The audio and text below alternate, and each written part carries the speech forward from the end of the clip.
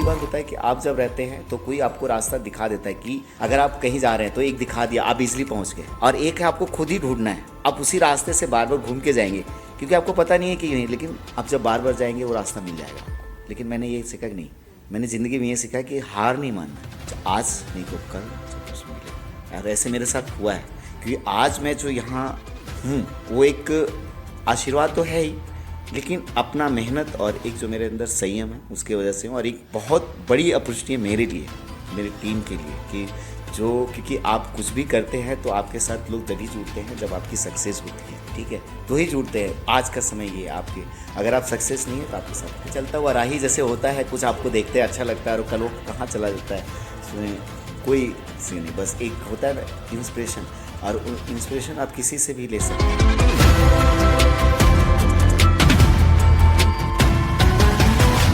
आप सभी को मेरा नमस्कार।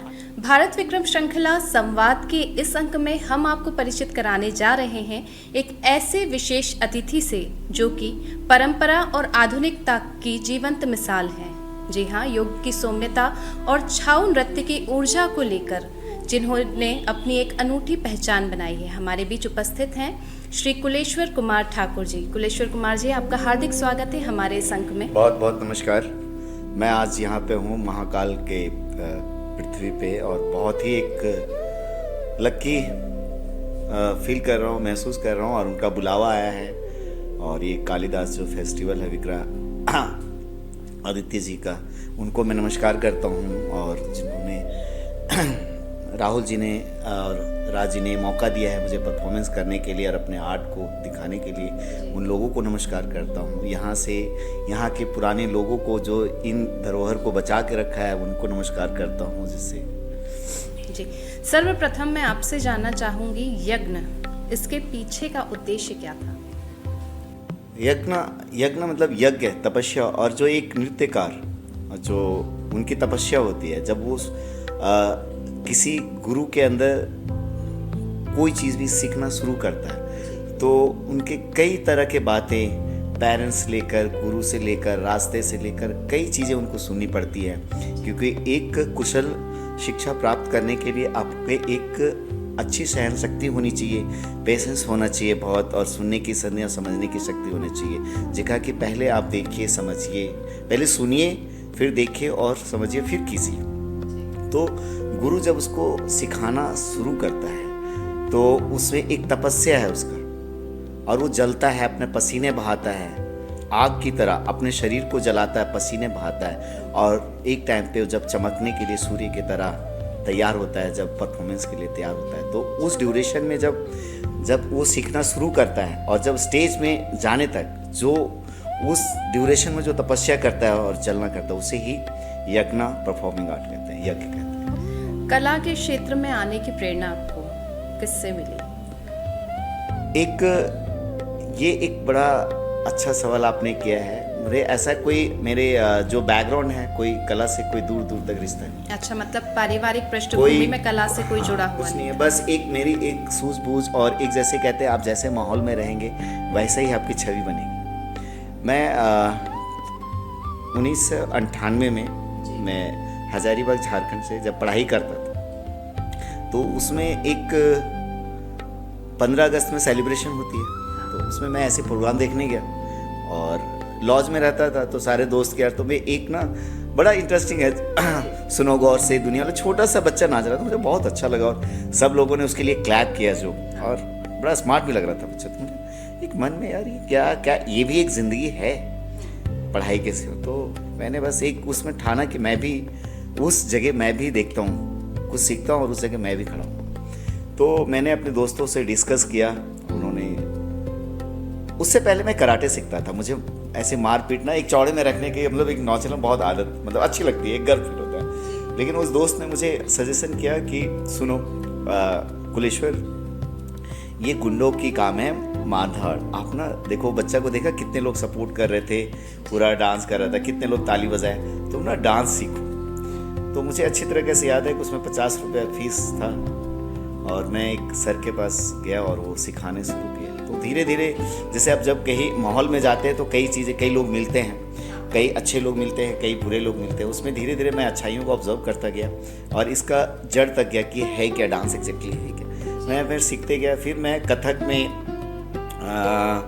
एडमिशन लिया। तो हम लोग 2 दोस्त थे, तो वहाँ सीखने से साफ मना कर दिया मैम ने। बोला नहीं, मैं लड़कों को नहीं सिखाता हूँ, लड़के थोड़ा सा लड़कियों के बीच में नहीं बदनाम करते हैं। तो हम दोनों दोस्त बड़ा प्यार से हाथ जोड़ के कि मैम हम लोग ऐसे नहीं हैं, हम लोग एक फैमिलियर बन के रहेंगे और आपका जो भी कहना होगा एक अच्छे विद्यार्थी की तरह कोशिश करेंगे। क्योंकि देखिए उस समय का यंग तो ठीक है, तो हम लोगों ने बहुत अच्छा माना, उनके बाद सीखा। तो उसके बीच में कुछ ऐसा घटना हुआ मेरे साथ जो मैं वहाँ से छोड़ के सीधे दिल्ली आ गया। अब दिल्ली जब आया तो जो मैम से मैंने सीखता था, उनके भाई रहते हैं सरोद वादन बहुत अच्छे हैं, मुकेश शर्मा जी। तो मैं इधर उधर भागा, भारतीय कला केंद्र किया और कई सारे संस्थाएं हैं क्या, मुझे मन नहीं लग रहा था फोक। तो उन्होंने बोला कि बेटा सीखना क्या चाहता है? कि सर मुझे ना मार्शल आर्ट बहुत पसंद है, जो एक क्योंकि कथक तो सीख ही रहा था और मुझसे लग रहा नहीं, सब सुनते कि नहीं कथक सीखने से ऐसे हो जाते हैं वैसे हो जाता है। और मैं घर का इकलौता बैठा, फिर नहीं तो उन्होंने बोला ठीक है, मेरा एक दोस्त है संतोष नायक, तो उसके पास जा। मैं उनके पास गया और वहाँ से जो मेरी बेसिक ट्रेनिंग शुरू हुई, वो गुरु हैं मेरे संतोष नायक जी, उनका जो उन्होंने, तो वहाँ से मुझे सारे डांस का ज्ञान प्राप्त हुआ। अब मुझे पता भी नहीं था कि डांस कितने आर्ट फॉर्म होते हैं, क्लासिकल क्या, बस इतना पता था डांस होते हैं और कथक।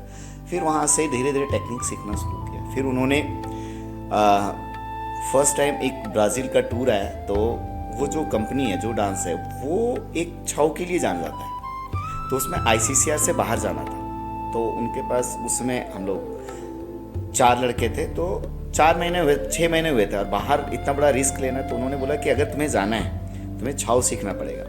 तो वहाँ से हम लोग पहले उनके पास क्लास करते थे 3 घंटे के। फिर वहाँ से 10 किलोमीटर दूर नाट्यबला सेंटर था, वहाँ एक छाव गुरु सिखाते थे, जन्मेजय साहब बाबू, जो फिर उनके अंदर मेरा ट्रेनिंग शुरू हुआ। तो मुझे यहाँ से ज़्यादा वो छाव में इंटरेस्ट है। तो सोचिए कि पूरा जो शेड्यूल होता था, सुबह गया गाड़ी पकड़ के, ब्लू लाइन बसें चलती थी, कभी टिकट लेता था कभी नहीं लेता था पैसे के। तो फिर वहाँ से फिर वो सर मुझे हम लोगों को 1000 रुपये अलग से देते थे कन्वेंस के लिए, लेकिन तुम लोग जाओ सीखो। तो वहाँ से हम लोग चारों जाते थे, पहले थके हुए रहते, फिर आधा घंटा सो जाते थे पहले, फिर गुरुजी आते थे, फिर पहले का गुरु भैया बिना गालियाँ के सीखे नहीं। तो वहाँ से शुरुआत हुई छाव की। फिर सीखता गया, फिर बहुत सारे कंट्रीज़ गए, लोगों के साथ जुड़े, फिर डांस का गया। फिर 2016 में यज्ञा परफॉर्मिंग आर्ट का मैंने नामांकन किया और अपना ग्रुप चलाना शुरू किया। अच्छा, चूँकि आपकी पारिवारिक पृष्ठभूमि कलाकारों की नहीं थी, तो क्या जब आपने ये डिसीजन लिया कि मुझे इस क्षेत्र में जाना है, परिवार से आपको पूरा सपोर्ट था? देखिए मैं वैसे फैमिली से हूँ जहाँ मेरे जो पेरेंट्स हैं एक किसान हैं। तो उनको जैसे होता है ना कि बच्चा जब जाता है तो उनको उतना नहीं है कि बच्चा क्या कर रहा है, पैसा चाहिए। एक नॉर्मल फैमिली का ये होता है, जब बच्चा जो पढ़े लिखे नहीं है और बच्चा जब बाहर कमाने जाता है, तो कई पेरेंट्स होते हैं उनको पता नहीं कि क्या कैसे स्ट्रगल करते हैं। अगर अच्छा बच्चा नहीं है तो उनको बस, लेकिन मेरा एक एम था कि मुझे अपने माँ बाप के लिए, अपने गांव के लिए मुझे एक अच्छा काम करना है जिससे मेरा एक नाम हो। तो अभी पेरेंट्स से वैसा कभी कोई सवाल नहीं रहा कि बेटा क्या कर रहा है। लेकिन हाँ, मेरी जो सिस्टर थी वो कभी कभी रोती थी, देखती कि ये आराम से कहीं पढ़ लिख के जॉब कर लेता, ये अपनी बॉडी को तोड़ मड़ोड़ इधर उधर करना, कितना दुख होता होगा तुम्हें। मेरी एक छोटी बहन थी, वो रोती थी कि भाई तू क्या कर रहा है, ये सब अपनी टांगों को कितना तकलीफ होता होगा। ठीक है, उसके बाद गाँव के ऐसे मैंने पेरेंट्स कभी सवाल नहीं किए, अभी भी मेरे पापा कभी सवाल नहीं करते क्या है। तो आज मैं अपनी मेहनत से और अपने माँ बाप के आशीर्वाद से, अपने गांव के आशीर्वाद, अपने गुरु के आशीर्वाद से, मैंने अभी रिसेंटली लखनऊ के लिए काम किया जिसमें 300 आर्टिस्ट थे और मैंने उनको कोरियोग्राफ किया और योगी जी से मिला मैं। तो एक उस समय मेरे गांव को और मुझे बहुत गर्व महसूस हुआ कि आज जो मैंने मेहनत की इधर उधर से सबके बातें सुन के, क्योंकि अब जब रास्ते में चलते हैं तो कई चीज़ें आप इग्नोर करते हैं, कई बहुत सारी की चीज़ें होती है, कई अच्छे लोग होते हैं, कई बुरे लोग होते हैं, कई आपको प्रोत्साहित करते हैं, कई लोग नहीं करते। लेकिन मेरे अंदर क्या था कि दुनिया कुछ भी कहे, मुझे पता है कि वो एम कहाँ है और मुझे जाना है वहाँ पे। टाइम लगेगा, क्योंकि कई बार होता है कि आप जब रहते हैं तो कोई आपको रास्ता दिखा देता है कि अगर आप कहीं जा रहे हैं तो एक दिखा दिया, आप इजीली पहुंच गए, और एक है आपको खुद ही ढूंढना है। आप उसी रास्ते से बार बार घूम के जाएंगे क्योंकि आपको पता नहीं है कि नहीं, लेकिन आप जब बार बार जाएंगे वो रास्ता मिल जाएगा आपको। लेकिन मैंने ये सीखा कि नहीं, मैंने ज़िंदगी में ये सीखा कि हार नहीं मानना, आज नहीं तो कल जब मिलेगा। और ऐसे मेरे साथ हुआ है, क्योंकि आज मैं जो यहाँ हूँ वो एक आशीर्वाद तो है ही, लेकिन अपना मेहनत और एक जो मेरे अंदर संयम है उसके वजह से, और एक बहुत बड़ी अपॉर्चुनिटी मेरे लिए, मेरी टीम के लिए, कि जो क्योंकि आप कुछ भी करते हैं तो आपके साथ लोग जब ही जुड़ते हैं जब आपकी सक्सेस होती है, ठीक है, तो ही जुड़ते हैं। आज का समय ये है आपके, अगर आप सक्सेस नहीं है तो आपके साथ कोई नहीं। तो इस आर्ट फॉर्म के मैंने बहुत अभी झारखंड में रिसेंटली मैंने खोला है, वहाँ के लोगों को भी ट्रेनिंग दे रहा हूँ, और जिस तरह मैंने अपने गुरु से फ्री में सीखा है, ठीक उसी तरह मैं भी नियम अपनाया कि बच्चों को फ्री में ट्रेनिंग हो, और उनका एक अगर सही सीखने वाला तो उनका एक भविष्य तय करूं, ताकि वो भी अपना परिवार का जीवन यापन कर सके। अच्छा, आपने जैसा कि बताया कि एक बच्चे को देखकर आपको प्रेरणा मिली थी, बच्चा तो बड़ा हो गया होगा, लेकिन क्या उससे पता है कि उसे देखकर आप प्रेरित हुए हैं और आपने एक विश्व पटल पर अपनी पहचान बनाई? देखिए, उसे कुछ नहीं पता कि वो एक चलता हुआ राही जैसे होता है, कुछ आपको देखते अच्छा लगता है और कल वो कहाँ चला जाता है, उसमें कोई सी नहीं, बस एक होता है ना इंस्पिरेशन, और वो इंस्पिरेशन आप किसी से भी ले सकते हैं, उनको कोई पता नहीं, लेकिन आपको पता है जैसे कि आप ये मुझे अच्छी चीज़ लगी और इसमें अंदर ये शायद हो सकता है आपसे मैं बहुत कुछ सीख रहा हूँ, आप मुझसे आपको लगा होगा कि हाँ ये जो इंसान और इसकी इस शब्द में दम था और इस शब्द को कैसे साबित किया जाता है, कैसे होता है। तो उसी तरह है कि जब आप 10 लोगों के बीच में रहते हैं तो अच्छी और बुराई दोनों बात होती है। बहुत पहले किसी गुरु ने कहा कि जिसमें जितने अच्छाइयाँ होती हैं ना उतनी बुराइयाँ भी होती हैं, लेकिन आप उनकी बुराइयों को छोड़ो, अच्छाई तो वही रखा मैंने, क्योंकि देखो जहाँ अच्छाई है वहाँ बुराई होगी, लेकिन आप किस तरीके से देखते हैं, क्योंकि जब तक इंसान गलत नहीं करेगा वो अच्छा कभी कर ही नहीं सकता। क्योंकि जैसे कहा है कि जैसे आजकल रील चला है, क्योंकि आप जब तक गलत नहीं करेंगे तो अच्छे की पहचान आप में होगी ही नहीं। लेकिन गलती करने वाले इंसान में भी वो भावना होनी चाहिए ना, हाँ, कि अपनी लेकिन गलती है क्या, उसके कई तरीके होते हैं गलती जब के। तक वो एक्सेप्ट नहीं करेगा कि ये वो मेरी एक्सेप्ट गलती खुद करना है। पड़ेगा कि जैसे अपनी सबसे पहले कि हाँ मैंने गलती करी और नेक्स्ट टाइम मैं नहीं करूँगा, ये भावना ये भावना होनी चाहिए। और मुझे लगता है कलाकारों में ये भावना होना बहुत जरूरी है, तो ही आप आगे बढ़ेंगे, वरना आप वहीं के रहे। अगर गुरु ने आपको डांटा है या आपके सीनियर ने डांटा है तो किसी वजह रही होगी, और उसमें अपने आप मैं तो हमेशा जब मेरे आर्टिस्ट परफॉर्मेंस करते हैं तो मैं डांटता हूँ, लेकिन मैं कहता हूँ कि जो गलतियाँ खुद को पता हो वो कोई नहीं बता सकता, तो अपनी गलतियाँ खुद ही सुधार लो, क्योंकि आप स्टेज पे जाओगे खुद ही दिखोगे, जो आपको सिखाया है बुलाया है वो कोई नहीं जाना जाएगा, क्योंकि जितना बेटर आप अपनी गलती को जान सकते हैं किसी को पा नहीं, क्योंकि आपकी कोई गलती को पकड़ नहीं, तो अपनी गलती खुद ही सुधार, ये गलती है मेरी। आप थोड़ा सा आपकी जो नृत्य शैली है उसके बारे में हमारे दर्शकों को बताइए। मयूरभंज छाव एक पाइका आर्ट फॉर्म से आया है, ये 18वीं सेंचुरी की स्टोरी है, और छाव 3 प्रकार के, मयूरभंज, सरायकेला, पुरुलिया। ये ऑफकोर्स कि ये तीनों एक ही स्टेट के थे, और ये धीरे धीरे जब स्टेट अलग हुए एक ही जगह एक ही परंपरा में सिखाए गए। जितना मैंने सीखा है और सुना है, क्योंकि मैं उस टाइम था नहीं, तो मैं गुरुओं से निवेदन करता हूँ कि अगर मेरे से कहीं गलती हो जाए कुछ तो मुझे क्षमा करे बोलने में, क्योंकि मैं इतना नहीं हूँ, लेकिन जितना मैंने रिसर्च किया है उतना, क्योंकि सभी लोग सुनेंगे और सभी लोग इसमें हैं, तो मैं पहले ही माफ़ी मांग लेता हूँ ताकि कल हो के सवाल। तो इसमें सरायकेला है जिसमें छोटे मास्क पहनते हैं, और पुरुलिया छाव है जिसमें बड़ा मास्क पहनते हैं, और जो मयूरभंज है इसमें भी मास्क पहनते हैं, लेकिन ये 19वीं सेंचुरी के बाद 1920 में इसको हटा दिया गया राजा के थ्रू, क्योंकि इसमें क्या होता है, इसमें अगर एक आर्टिस्ट को कई भाव करने पड़ेंगे तो उसमें मास्क उतारना पड़ेगा, क्योंकि आप मास्क पहने रहेंगे तो आप हंस रहे हैं या रो रहे हैं नहीं दिख पा रहे, लेकिन अगर मास्क उतार देंगे तो आप रिएक्शन कर सकेंगे ऑडियंस का, कि अगर क्लैप नहीं बजाई ऑडियंस तो आपके चेहरे कैसे हैं, और क्लैप बजाए तो आपके अंदर कितना वो एक महसूस है, तो एक भाव का उसमें। और मयूरभंज छाव इसमें टेक्निक्स हैं, 6 चाली हैं, 36 उफली हैं, 216 उफली हैं, ये सारे टेक्निक्स हैं।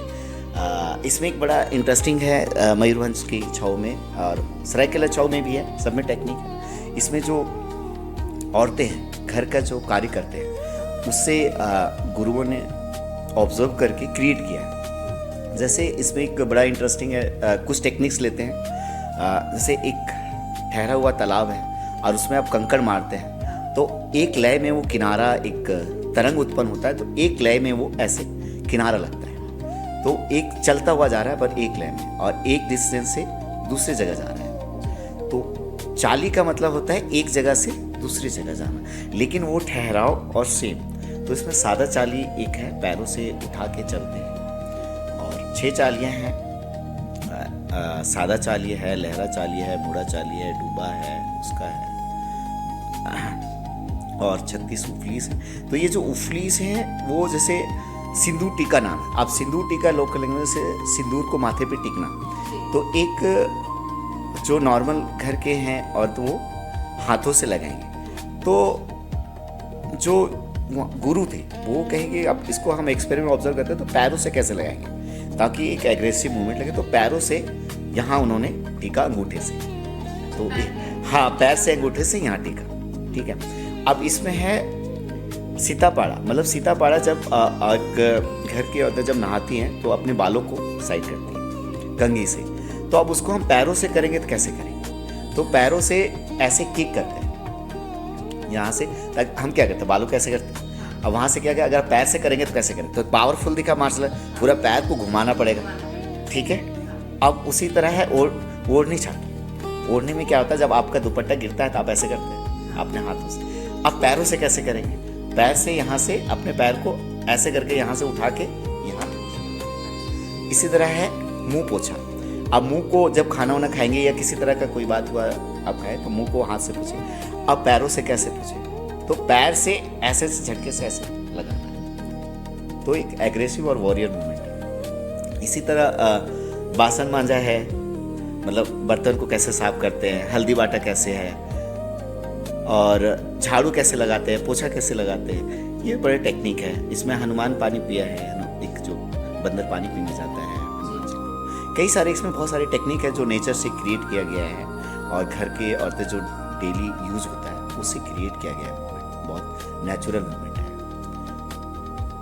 और इसमें जो मेन है शोड और शील यूज करते हैं मार्शल आर्ट। कई सारे एलिमेंट है, जैसे शिवा का डांस है, दंडी है, एक पंडित है जब वो घर छोड़ता है क्या नियम होते हैं उसके लिए उसको दर्शाया गया है। सब नृत्य शैली, हाँ सब नृत्य शैली में, जिसमें सब में है, जैसे शिव का डांस है अपने अपने स्टाइल में सब करते हैं, उसी तरह इस डांस फॉर्म में भी है। अच्छा, आपने अभी इतनी जगह प्रस्तुतियां दी हैं, कुछ ऐसा यादगार लम्हा आपको कि प्रस्तुति के दौरान कुछ ऐसा इंसिडेंट हुआ हो जो अभी तक और आने वाले दिनों में भी एक यादगार पल में आपके साथ रहेगा?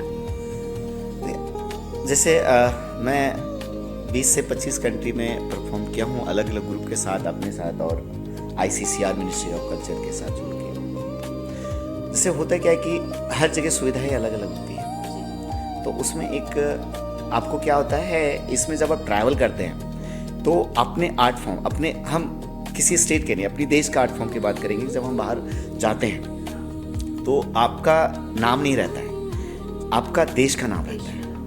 आप वहाँ प्रेजेंटली नहीं प्रेजेंट कर रहे हैं कि आप मैं कुलेश्वर कुमार ठाकुर अडवाणी, आप पूरे इंडिया को प्रेजेंट कर रहे हैं। अगर आप जरा सा गलती करेंगे तो पूरे इंडिया बदनाम होगा। तो वो चीज़ मैं बहुत अहमियत है कि नहीं, मेरे पीछे पूरा देश जा रहा है, मैं अकेले नहीं ट्रैवल कर रहा हूँ। तो मैं किसी ग्रुप के साथ, अपने गुरु के ग्रुप के साथ गया था वियना। तो ऐसे मॉल में सब सामान खरीद रहे थे, तो एक दीदी थी। अब दीदी सब अपने से होता है कि हम लोग सारे यंग थे 4 लड़के, तो दीदी हमारे लिए भी कुछ खरीदो, हमारे भाभी के लिए, हमारे मम्मी के लिए। तो टाइम लग गया काफ़ी। तो उसके बीच में क्या हुआ, मॉल वाले ने पुलिस को कॉल कर दिया। अब पुलिस को कॉल कर दिया तो हम सारे अंदर तो कुछ नहीं पता क्या है, तो हम बाहर निकले तो सारे हम लोग को साइड में ले गया गया, और हमारे लिए गुड लक ये था कि हम दूसरे शॉप से भी जो लिए थे सबके पास पर्ची थी। अगर एक के पास पर्ची नहीं होती तो हमारे लिए बहुत बुरा टाइम था। तो हमने सारा पर्ची दिखाया, फिर हम लोग वहाँ से बहुत रिलैक्स फील किए। और बाद में पता किए तो बहुत पहले एक इंडिया का आए हुए थे, उन्होंने कुछ सामान रख लिए थे, चोरी कर लिया था जिसमें बोला था, जिसमें कहा कि फिर वो पूरा इंडिया बदनाम था। तो आपके चैनल से माध्यम से मैं अपने आर्टिस्टों को या फिर जो भी जहाँ जो सुन रहे हैं, मैं बहुत ज़रूरी बताना चाहूँगा कि आप अगर इंडिया से बाहर जाते हैं तो आप सिर्फ नहीं जाते हैं, पूरा इंडिया आपके पीछे रहता है। तो आप जो भी कार्य करें, जो भी काम करें, वो बड़ा सोच समझ के करें और संयम से करें, ताकि पूरा आप नहीं सिर्फ बदनाम होंगे, पूरा देश बदनाम होता है कि भारत के लोग ऐसे हैं। वो इंडिया से आया था ना, हाँ। उसने ये काम किया, वो पूरी छवि प्रभावित होती है पूरा भारत की।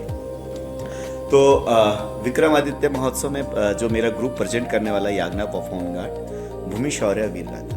भूमि एक मिट्टी है, तो उसमें जो 18 सेंचुरी में गुरुद्वारा गुरुकुल में जो ट्रेनिंग होती थी मिट्टी में, अखाड़ा में, तो वो क्या होता था कि जब लोग आते थे तो उस मिट्टी से जो योद्धा निकला और अपना योद्धा राजा के सामने जो अर्थ और शस्त्र का जो ज्ञान लिया उसने और प्रेजेंट किया लोगों को, अपने बचाने में, अपने गांव के लोगों को, अपने राज्य के लोगों को, उसकी एक कहानी है। तो इसकी शुरुआत यहाँ से होती है कि एक स्टूडेंट जब गुरुकुल में जाता है तो क्या क्या उसका नियम होती थी। पहले वो पूजा, इतना पहले मंदिर या ये नहीं होता था, ठीक है, पुराने टाइम में मंदिर, लेकिन दूर दूर जो गांव के लोग हैं, ट्रैवल, एक ट्रैवल डांस फॉर्म है जैसे, तो वन देवी कहते हैं। से एक पेड़ को पहले क्या आदिवासी जो ट्राइबल लोग हैं वो पेड़ को, पत्थर को भगवान मान लिया, और इतना उसमें एक भाव थी, भक्ति भाव। और ये सही, आप जिसे मान लेते हैं वो भगवान नहीं से, जैसे आज भी हम पत्थर को भगवान मानते हैं, भक्ति वही होना, भक्ति होना चाहिए, ये सारे विश्वास। हाँ, ये सारा विश्वास। तो एक पेड़ में उन्हें भैरवी मान लिया, और उन्हें भैरवी मानते थे, और जितने भी जो लोग थे वो दिया जलाते थे पहले, जैसे कोई, चाहे वो कोई भी आर्ट फॉर्म है, अपने अपने स्टाइल में सब पूजा करते हैं। तो इसमें दिखाया है कि भैरवी को पहले पूजा करना है, पूजा करके उसके बाद गुरु को अपना प्रणाम करना है। फिर जो बेसिक एक्सरसाइज है, जो हमारा योग है, जो आज के टाइम में जो मोदी जी ने पूरा इसको एक विश्व लेवल पे योग गुरु जो बना है, और इसमें अगर हम ये एक योग नहीं है, ये आप मैं कह सकता हूँ कॉन्फिडेंस से बहुत, कि आप अगर योग करते हैं तो दीर्घायु है, आप दवाइयों से दूर रह सकते हैं, दूर दूर तक, आप लंबे समय तक, और बड़ा एक कॉन्फिडेंस आप में आएगा, ठीक है। चाहे वो किसी तरह का आप जहाँ भी जा रहे हो, कॉन्फिडेंस लेवल बढ़ाता है, आपके स्किन सही रहता है, आपका दीर्घायु, आप दवाइयों से दूर रहते हैं, ठीक है। तो उसमें मैंने योग को दर्शाया है। उसके बाद योग पहले करके, उसके बाद जो टेक्निक्स हैं, जो डांस के टेक्निक्स है, गुरु बताया जाता था, उसको मैंने दर्शाया है इस प्रोडक्शन में।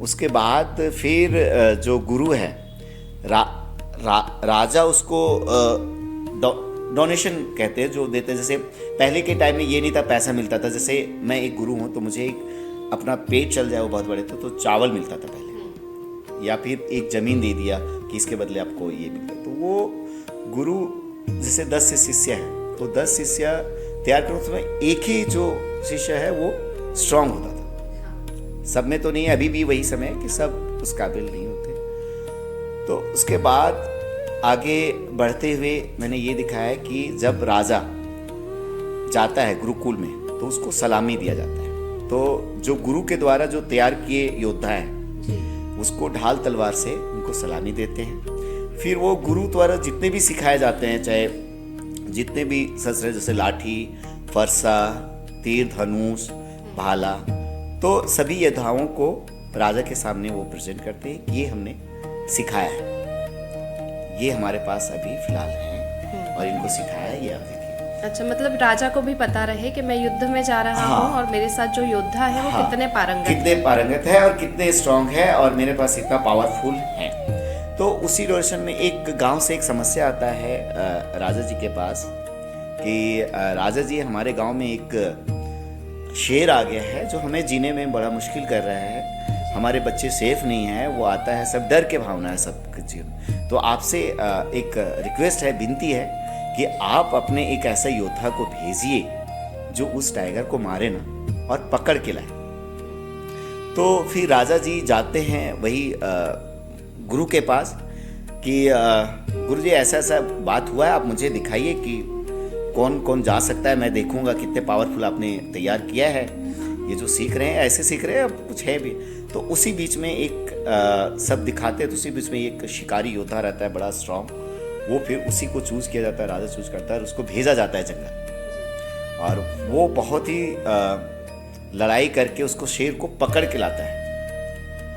पकड़ के लाने के बाद राजा जी के लाता है, फिर वो गांव में ले जाता है कि देखो आप आराम से एंजॉय कीजिए, सही सलामत रहिए, आपके बच्चे सेफ हैं। ये वीर के थ्रू ये शेर पकड़ा गया है।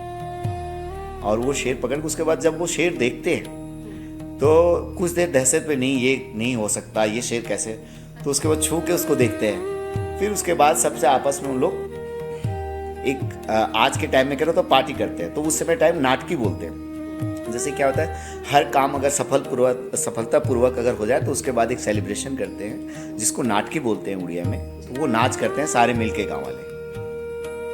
ये इनका एक प्रोडक्शन का कहानी है। बाकी आप लोग ज़रूर देखने आइएगा, क्योंकि सारी कहानी मैं हो सकता है कहीं भूल जाऊँ, कई तरह होते हैं कि याद नहीं रहती है। तो कैमरा के आगे इतना आसान नहीं है, जैसे स्टेज होता है कई सारी चीज़ें नहीं होती है। तो मैं आपके चैनल से माध्यम में लोगों को बताना चाहूँगा, प्लीज़ आप कल ज़रूर आएंगे देखने। एक बहुत इंटरेस्टिंग और बहुत ही अच्छा स्टोरी है। और इसमें जो हमारे सेल्फ डिफेंस के लिए आज से 18वीं सेंचुरी में जो पहले के टाइम में हमारा सेल्फ डिफेंस था, तीर धनुष लाठी फरसा, वो दिखाया है मैंने। क्योंकि सबसे पहले इंसान जब कहीं अकेला खड़ा होता है तो आस पास में वो एक छड़ी ढूंढता है, जिसको हम लाठी बोलते हैं, अपने बचाव के लिए।